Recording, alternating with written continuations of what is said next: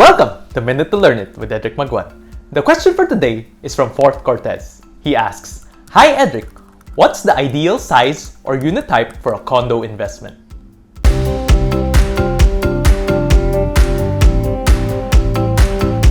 Before you think about the unit size or unit type for your condo investment, set and understand your target market first. To what particular segment do you want to cater to? It's very important that it suits their needs and lifestyle. Do you want to cater to students or young working professionals? If yes, then a studio to one-bedroom unit will suffice. Parking is optional, depending on the specific location.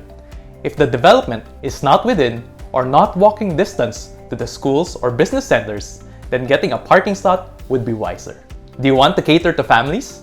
Then you should get a 2 to 3 bedroom unit. And I highly recommend getting a parking slot.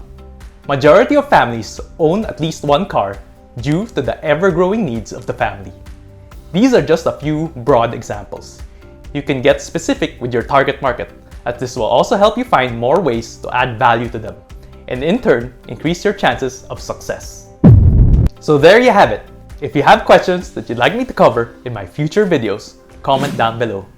And if you want to learn where and how to invest safely and smartly, schedule a Zoom call with me via the link in the description.